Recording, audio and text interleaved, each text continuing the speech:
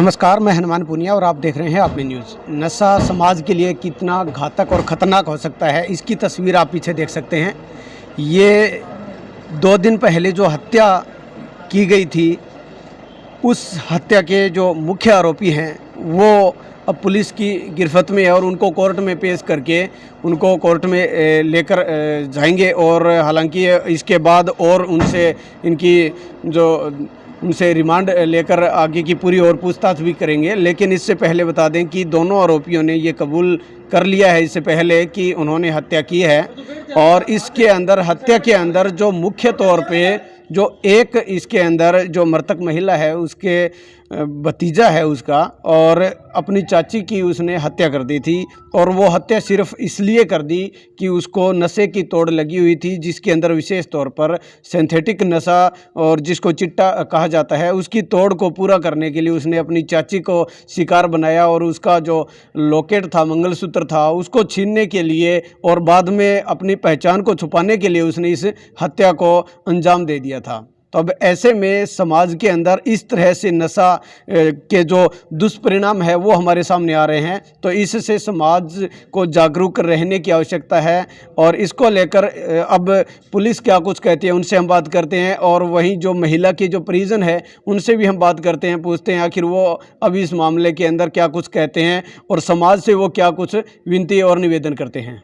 जब ये हमारे को सूचना मिल गई थी और डेड बॉडीज हमारे को मिली थी, तब भी से हमने अपने सोर्सेज लगाए थे और उन सोर्सेज के आधार पे हमारे को ये पता लगा था भी जो इस वारदात को अंजाम है इन लड़कों ने दिया है।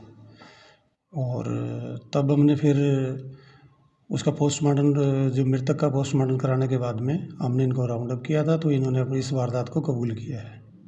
कैसी वारदात को अंजाम कैसे दिया है?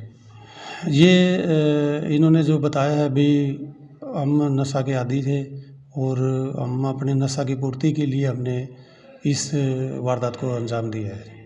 तो वो वहाँ पर पहले से फील्डिंग लगाए बैठे थे या फिर बाद में? नहीं, जिस टाइम जो मैना देवी है, जो मृतका है, वो खेत में हरा चारा काट रही थी, तब इनको वो हरा चारा काटते हुए दिखाई दिया। तो उनके जो मैना देवी ने एक लॉकेट सोने का डाल रखा था गले में। इन्होंने वो लॉकेट को देखे और ये छुप गए और उस मौके की इंतजार करने लगे भी ये जैसे ही मौका मिलेगा हम इनसे वो ले लेंगे। तो जैसे ही वो जो जब हरा चारा काट रही थी इनकी तरफ पीठ हुई, तब ये सरसों के खेत में जो छुप गए थे वहाँ से निकल के फिर इन्होंने उस पर वार कर दिया। और जब उसकी डेथ होगी तो उसके गले से वो सोने का जो था टिक्का वो ले लिया जी। और कौन से ने लाठी से किया, कौन से ने किया था? पवन ने तो उससे एक बल्ली टाइप की लकड़ी की जो बल्ली होती है उससे उसके सिर पे वार किया था, जो अभी हम कोर्ट से उनका रिमांड लेके ना और बरामद करेंगे उनको। और मारने के बाद अंदर डाला था या? मारने के बाद उन्होंने मार दिया। मारने के बाद में पहले तो इन्होंने सरसों के खेत में छुपाने की कोशिश करी, उसके बाद इन्होंने जब देखा भी सरसों के खेत में तो कोई देख लेगा, तो इन्होंने उसको नाश को जो है वो कुएं में डाल दिया था। उसके बाद ये आरोपी कहाँ भागे क्या? उसके बाद इन्होंने वैसे ये वेयर अबाउट लेते रहे भी क्या कार्रवाई हो रही है, पुलिस क्या कार्रवाई कर रही है, घर वाले क्या कर रहे हैं, तो वो उसमें बस ये उन पर नज़र रखे हुए थे ये। तो पुलिस ने शक के आधार पर पहले कौन से को गिरफ्तार किया, कहाँ से उसको? पवन को गिरफ्तार किया जी। पवन ने बतला भी मेरा साथी है, संदीप उसी गांव का है, जो वाल्मीकि समुदाय से है, का भी वो भी मेरे साथ था। तो दोनों ने हमने वहीं से राउंड अप किया। ये अपने अनाज मंडी और बस स्टैंड के पास से उनको राउंड अप किया है।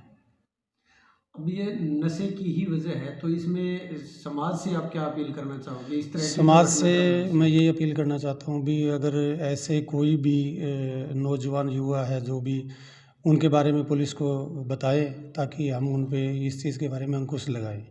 जो मृतक महिला है उसके भाई हैं राजेश, खावड़ाकला गांव से, उनसे हम बात करते हैं।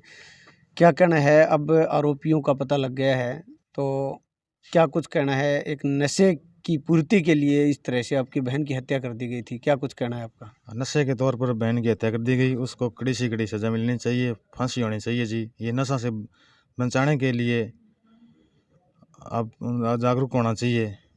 आज इसकी मम्मी को मैंने बोला था जी, ये हमें भुवेर ससु का पोता है जी, कुमारियाँ से, पर पवन कुमार सनोप जय सिंह बेनीवाल का लड़का। इसकी मम्मी से अगर मेरी बात हुई थी 6 महीने पहले, मैंने बोला था ये नशा करता है लड़का।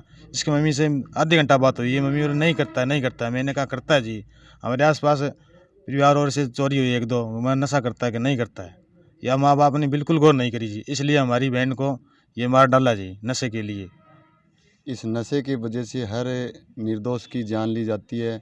इसलिए आगे से जो भी इन तरह के तत्व है इन पे कड़ी से कड़ी कार्रवाई होनी चाहिए। जो कि हमारा जो घर से जो सदस्य तो चला गया, पर आगे किसी की बहन बेटी पे या किसी भाई पे ऐसा जुर्म ना हो। इसलिए मेरे मीडिया की तरफ से हाथ जोड़कर विनती है कि आप भी साथ हो और इसको जड़ से ख़त्म करने का आप सहयोग दें। और बस यही कहना है। मौके का तो सर हमें पता लग गया है, बाकी तो मौके का वो जो दोषी है उनको सामने आ चुका है, वो उसी गांव के है। अब समाज से इस तरह का एक नशे है तो उसको दूर करने के लिए समाज के लोगों की जागरूकता काफ़ी ज़रूरी होती है। तो आप क्या अपील करते हैं इस तरह से, अगर कोई नशे का शिकार हो जाता है तो उसके लिए उसके जो परिजन है, उसके गांव वाले हैं, उनको क्या कुछ करना चाहिए? उनको तो सर पहले तो उनको परिजन को उसको मान ले छुपाना नहीं चाहिए। इसे जो नशे का आदी है बंदा, उसको परिवार को बोलना चाहिए भी हमारे परिवार के बच्चे के साथ ये हुआ है। वो आगे करके और गांव की जो पंचायत से है, गांव की पंचायत एकत्रित होकर उस पे नशा जो करते हैं उन पे सख्त से सख्त एक्शन लेना चाहिए जी। एक युवा संगठन बना के इनके लिए स्पेशल उनको एक टीम होनी चाहिए जी गांव में।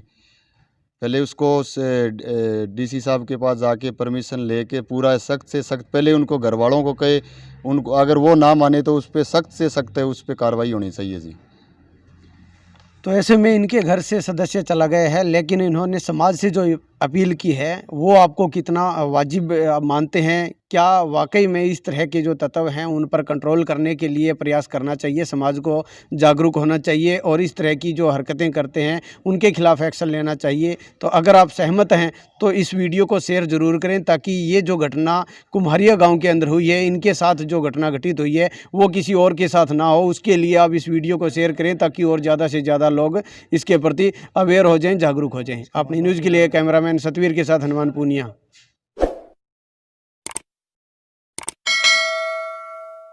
अगर आप परेशान हैं अपने घर और ऑफिस में आई सीलन से और चाहते हैं अपने ऑफिस को अच्छे से सजाना, तो हमसे कांटेक्ट कीजिए। हम सजाएंगे आपके घर को 3D वॉलपेपर से। जी हाँ, और आपको दिलाएंगे हमेशा के लिए सीलन और पपड़ी से छुटकारा। तो उठाइए अपना फोन और हमें